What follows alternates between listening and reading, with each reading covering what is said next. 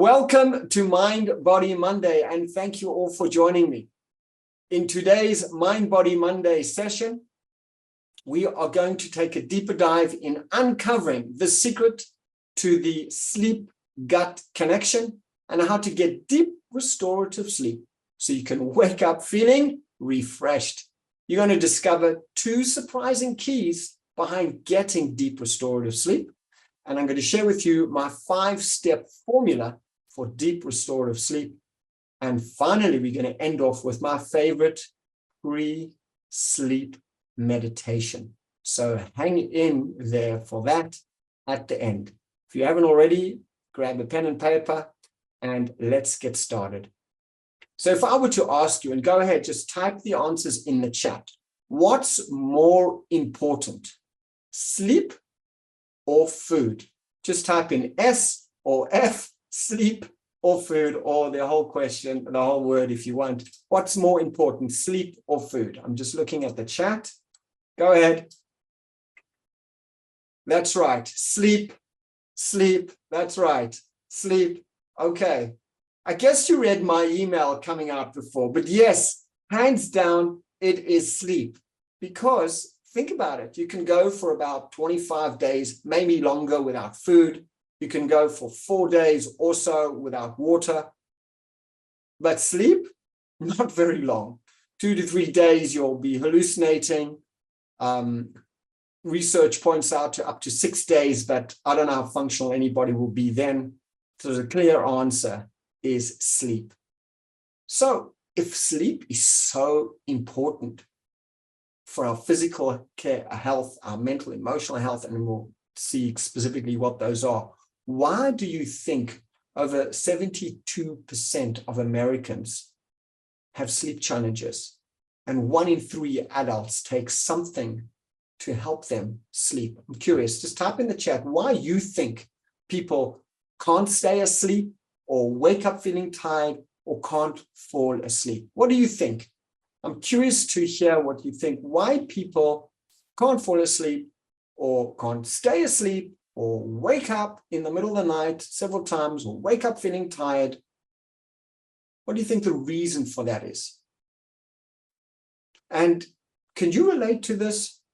Does this happen to any of you? Yes, someone's typed in stress. Someone else has typed in stress. Yes, stress mediated through cortisol is a key one. We'll touch on that. The bathroom break, absolutely. Bio breaks, those can be shortened. I was working with a patient. We cut his bathroom breaks in the middle of the night from 6 down to 2 with some strategies. Eating late at night, very good. The body is working hard, very good, excellent. Thank you for writing that in the chat, amazing. So I'm sure you've heard the line, if you snooze, you lose. But it turns out the opposite is true. If you snooze, you win.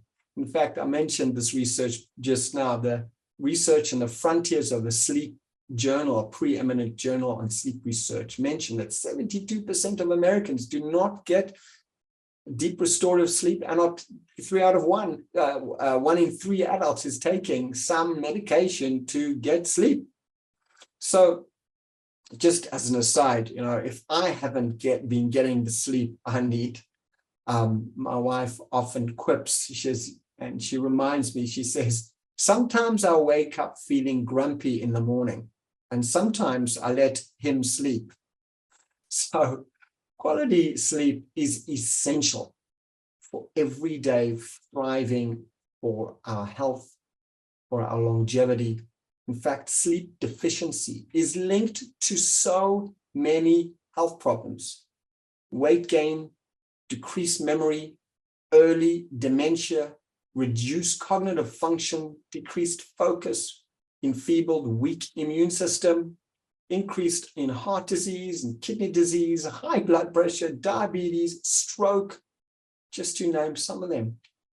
And sleep research points to a relationship between gut and sleep, how a quality gut affects the sleep and our sleep affects the gut. There's this two-way dynamic. And this is because of something called the gut-brain connection. And there are 3 ways that the gut and sleep play into one another. One way is through the interactions through the immune system. The second way is through a whole pathway of neurotransmitters, such as serotonin, dopamine, and GABA. GABA, by the way, also produces a calming and soothing effect on the nervous system. Did you know that over 95% of serotonin, which is a very important brain neurotransmitter, is produced in the gut and not in our brain? And over 50% of dopamine is produced in the gut and not in the brain. So a healthy gut and a healthy microbiome is essential to feel happy, because these serotonin and dopamine are not only involved with mood and sleep regulation, but also these are the happy hormones that help us feel good about ourselves, about our relationships, and about life in general. So the third way the gut and the brain dialogue with one another is through the vagus nerve. And this is one of the 12 cranial nerves that go from the brain and travel all the way down through the thorax into the gut and well beyond. And I always tell my patients that the vagus nerve is almost like everyone's got almost like a baby in their belly. Everything the mother thinks and feels and experiences and tastes and hears, the baby is experiencing that too, because the baby is an extension of the mother. So too, our gut is an extension of everything we think and we feel and we experience, hardwired, just like that baby, through the vagus nerve. So here comes the first key to getting deep restorative sleep. In a fascinating PubMed article, researchers recorded the diets, specifically the gut bacteria of participants, for over 30 days. And they found an amazing piece of data that the more diverse the microbiome was, the increased microbiome diversity, and I touched on this in a previous Mind Body Monday episode relating to probiotics, but an increasing diversity of the microbiome caused people to sleep longer and had a better quality of sleep. That's amazing. Having a quality sleep was totally dependent on having a diverse microbiome. So there are specific bacteria in the gut related to sleep, and sleep stimulates certain gut bacteria. So there's this two-way traffic between sleeping, between the brain, between the gut. It's so important. So the bottom line is that getting quality sleep will affect your gut, and having a good, healthy gut bacteria will also affect the quality of your sleep. And one of the researchers out of Japan actually pointed to one specific bacteria called Lactobacillus casei strain Shirota.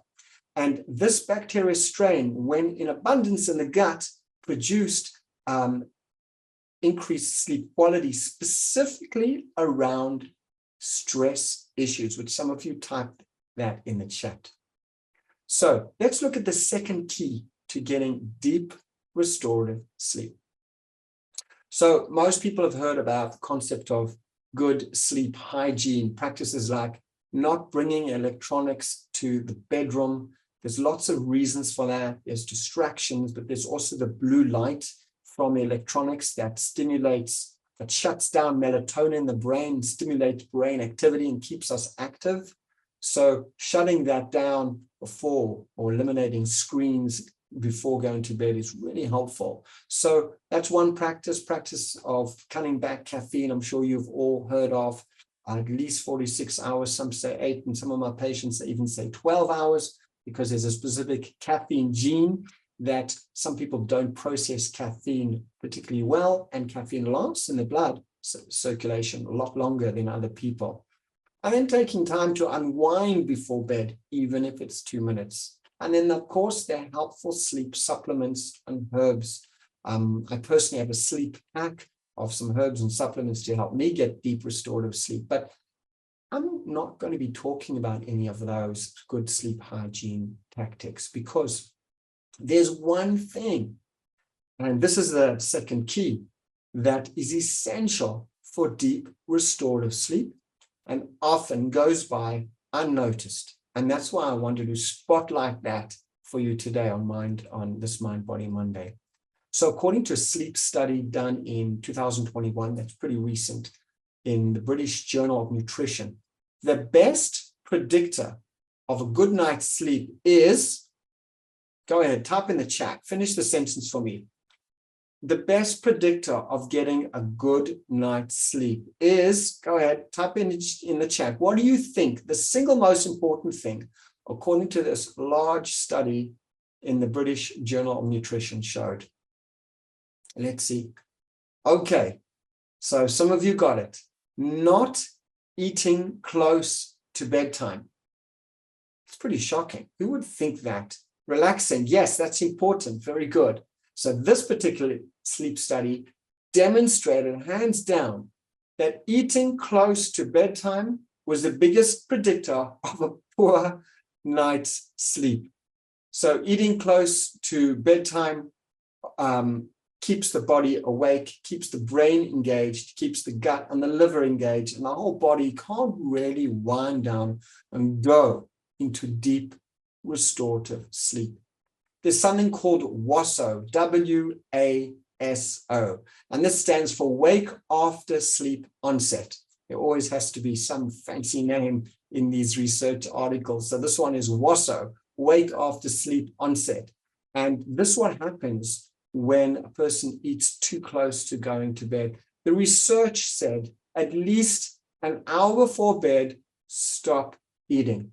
In my practice, though, I encourage the 4-3-2-1 rule. The 4-3-2-1 rule is the best is aiming for at least 4 hours before bed, not to eat. You can certainly drink if you need to. And if you can't manage 4, then go for 3. And if you can't manage 3, then go for 2. And obviously, if that doesn't work out, then go for 1. Now, we're talking about in general. Sometimes, obviously, there could be late night events and all that. We have to live life to the full and enjoy life to the full. However, I'm talking about daily incremental things that get in the way of sleep. So if a person is used to going to sleep late and eating before bed, then that will prevent them from getting deep restorative sleep. And the research shows that let's put it this way, that some of my patients say, well, I'm hungry before bed. What am I supposed to do? So sometimes there's hunger, and sometimes there's anxiety, and sometimes there's boredom, and sometimes there's just habit. And it's important just to get real and notice what is really here. And I tell my patients, and I mean it in a compassionate way, they're not going to die of starvation overnight. They'll probably wake up with more of an appetite and be able to enjoy breakfast. So one way you can trick your brain, if you are hungry, is to have a warm drink, 6 to 8 ounces of maybe warm almond milk or some nut butter that's easy to digest, high in minerals like magnesium that calms you down. And the liquid will fill up your stomach. It will trigger the baroreceptors, which are pressure receptors in your gut, to think that it's full. Will send a message to the brain to turn off the appetite. Your appetite will be suppressed and you'll be able to go to sleep. Now, obviously, if drinking 6 ounces or so before bed will cause a person to wake up to go to the bathroom, then that may not work out for you. But just to know that there is this strategy and it does work for some people. Okay, so this is a good time before I share my 5-step formula for getting deep restorative sleep. Since it is Mind Body Monday, I invite you all. This is the audience participation section. I'd like to invite you all, if you can, to sit up in your chairs and take a nice Mind Body Monday breath in through your nose as deep as you can. And as you breathe out through pursed lips. pushing your shoulders down so you feel a gentle stretch in your shoulders. And another deep cleansing breath in. And as you breathe out, relax your chest, soften your jaw, feel your back against the back of the chair. And last time, a deep restorative breath in, deep as you can. And as you breathe out, soften your belly, relax your gut, and continue to breathe normally.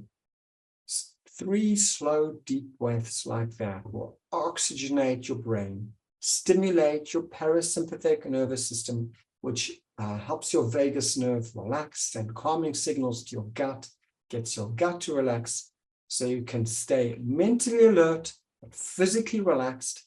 And you're able to digest all the key info coming your way over the next little bit.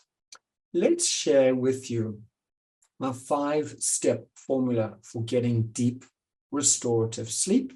And after this, I'm going to share with you my favorite pre-sleep meditation. So before I share with you these 5 strategies, go ahead, type in the chat, what is your single most important or helpful bedtime ritual that helps you to enhance your sleep? I'm curious to know, what do you do that's helpful? Go ahead, type in the chat. What is your favorite bedtime ritual or something you like to do before bed that helps you wind down, calm down, and set the tone for going to sleep?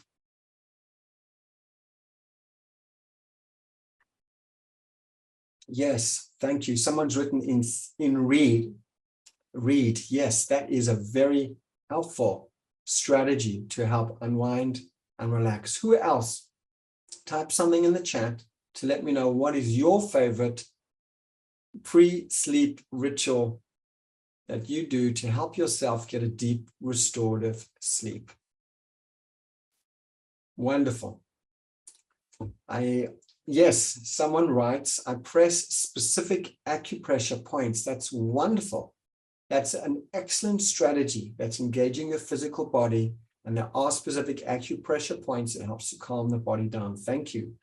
Do relaxing activities before going to sleep. Yeah, maybe you can, Robin, type in what 1 or 2 of those are to be more specific. And then someone's written shower. I assume that's a hot shower. Wonderful. A bedtime routine. Yes, we're asking what sort of routine, what sort of things specifically. Someone's written in listen to music. Yes, definitely. Wonderful. So continue to write in the chat. I'm curious to hear what works for you and get specific. What works for you? The first of my 5 is really the concept of embracing sleep. Now, even though nighttime is quiet and it's an opportune time to get on with it and be productive and, do some extra housework, an extra load of laundry, or extra work at night, or whatever it happens to be. The cost of inadequate and poor sleep is enormous. So the first step really is to prioritize and value sleep as an issue, as an important element in your life.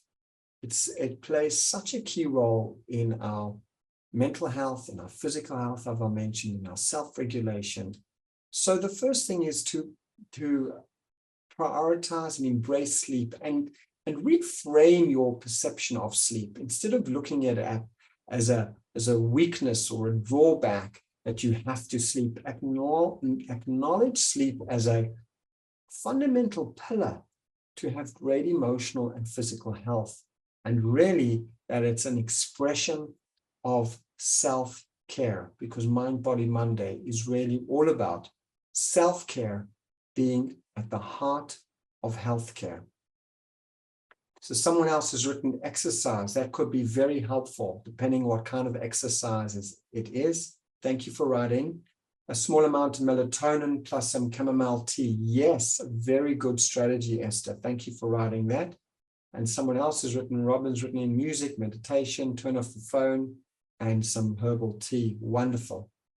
Let's look at the second. Keep writing your ideas in because maybe I'll develop them as well here.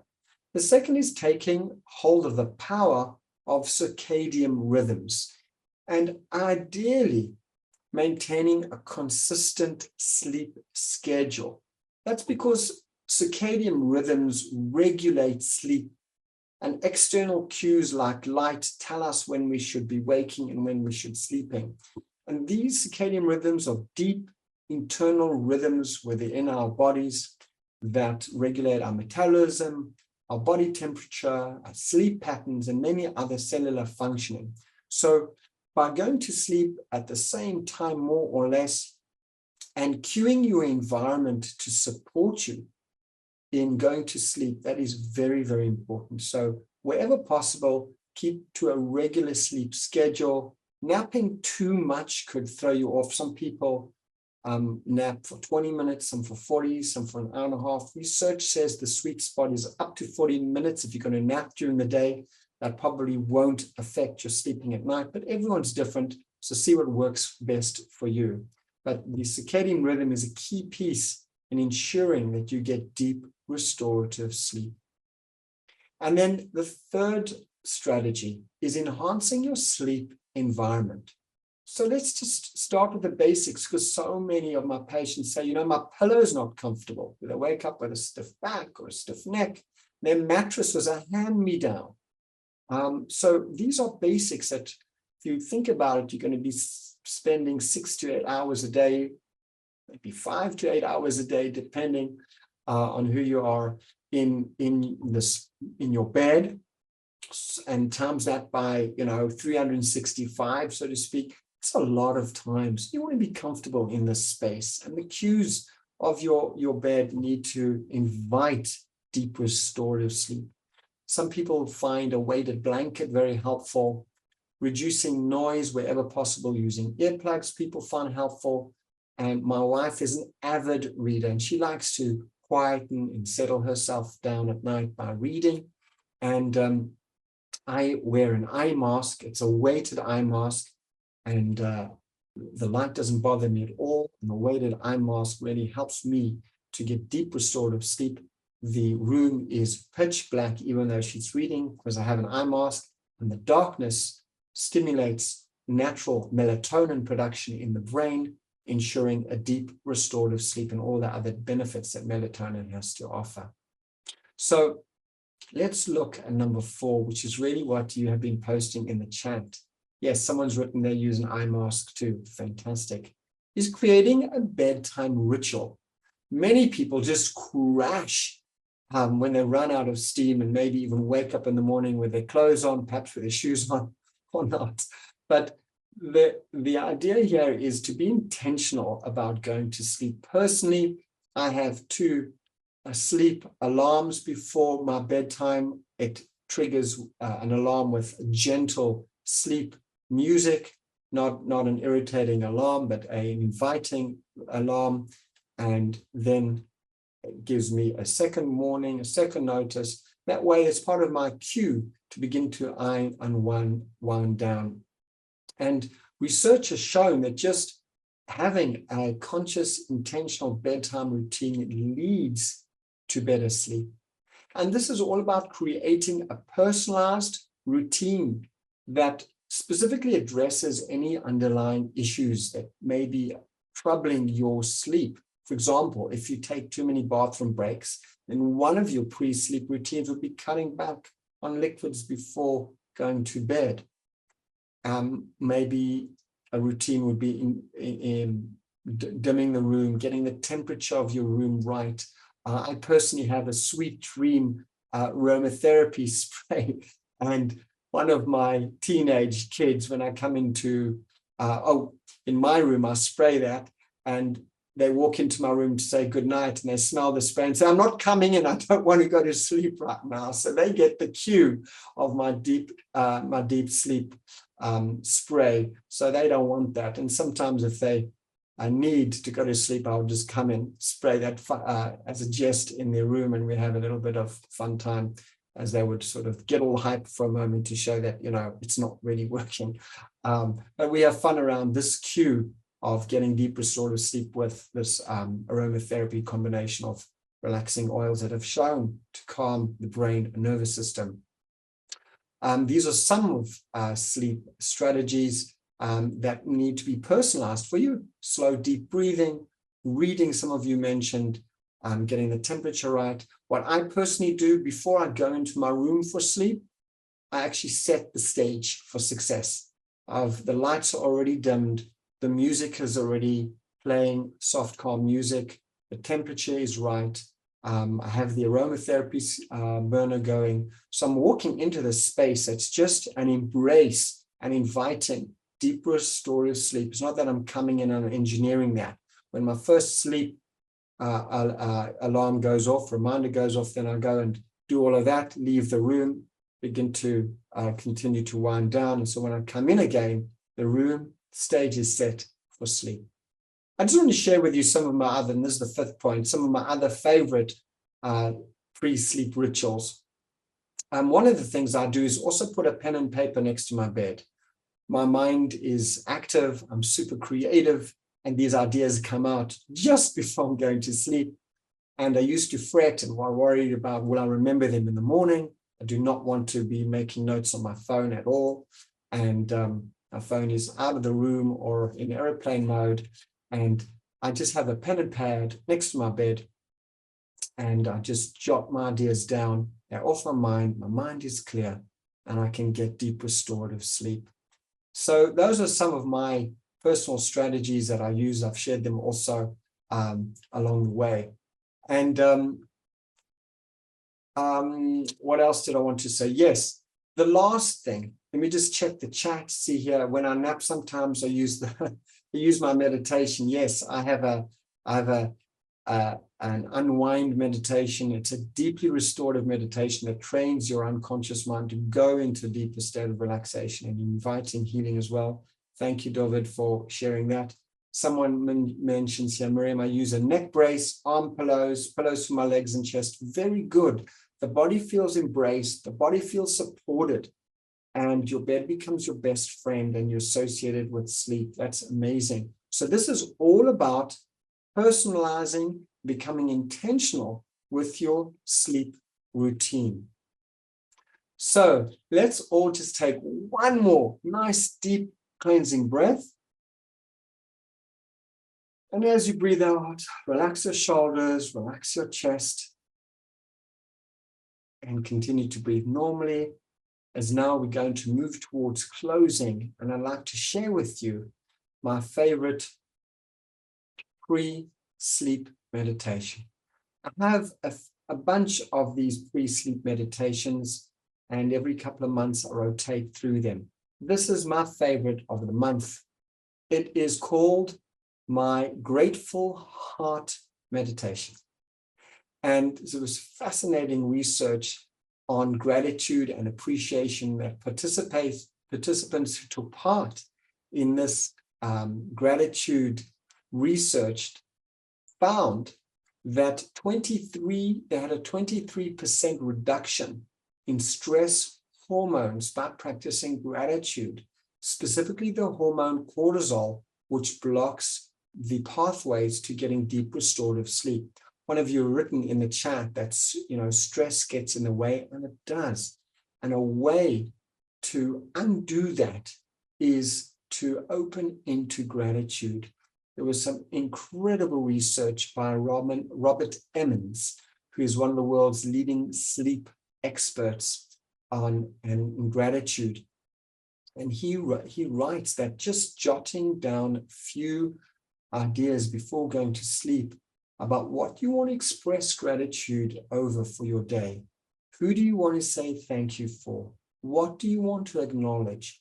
And not doing that as a sort of a check the box exercise, but really open into and associating with that emotion of thankfulness, of gratitude, and thanking that person and writing it down. Don't have to call them up necessarily, maybe acknowledge them the next day if you can, but at least in your own mind, replay your gratitude and how your life is enriched and improved and better for having them or that item or that person in your life.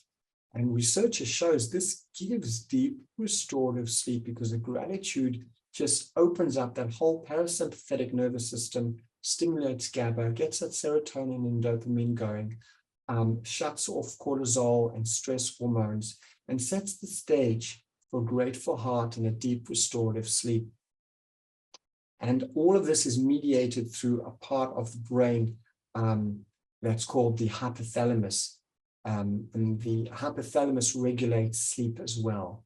So I'd like to share with you the steps to this deep sleep meditation, and I'll share it with you in my email, if you're on my email list, and I'll put it in my WhatsApp as well. So if you haven't yet joined the WhatsApp group, the 1440 Thrive WhatsApp group, there's a link waiting for you, and that way you'll get quicker and easier access to what I'm going to be sending out. So let's just try for now the gratitude breathing. And it's very simple. I even practice it with my kids. So let's pretend for a moment you're lying in your bed. You can have your eyes closed if you want. And you take a deep breath in through your nose. And as you breathe out, you call to mind something you're grateful for. Just one or two things for start. And on your next in-breath, you breathe in that feeling of gratitude. What are you grateful for specifically? And it could be from the smallest of things to the largest of things. It doesn't matter. It has to be easily accessible. It has to be something that touches your heart and has to be true to you. And we're all different. So the idea here is you're lying on your bed, you're breathing in and you're breathing in the thoughts of gratitude. What are you grateful for? And then as you breathe out any stress, any tension, any unwanted thoughts and feelings of negativity. Just breathe that out. Then once again, breathing in feelings of gratitude and thankfulness. And then breathing out any unwanted thoughts. Releasing any tension in your mind, in your emotions, in your body. And you can repeat this process at least 3, 4, maybe 5 times, or until you feel more at ease in yourself, or until you drift into deep restorative sleep. One of the Mind Body Monday participants wrote in and she said, I've been using your Grateful Heart meditation before I go to bed, and I really like it, and I find it very calming. So that's comforting to hear that people are already using the gratitude breathing meditation before bed. So this is the 2 most important ways that you can go about, as a quick summary, the 2 strategies, that unknown strategies that will help you get deep restorative sleep. By way of summary, number 1 is cultivate a diverse microbiome. Number 2 is avoid eating close to bed. And then I shared with you my 5 favorite strategies for getting deep restorative sleep. And then we ended off with my deep sleep grateful heart meditation, which if you want, there's an invitation to practice that tonight or anytime that's good for you. Once again, thank you so much for joining me on Mind Body Monday. Just remember, Mind Body Monday is all about self-care being the heart of healthcare. All you need to do is take one small step in the direction of health and healing in your mind, in your body, and your soul. And I'll see you next week.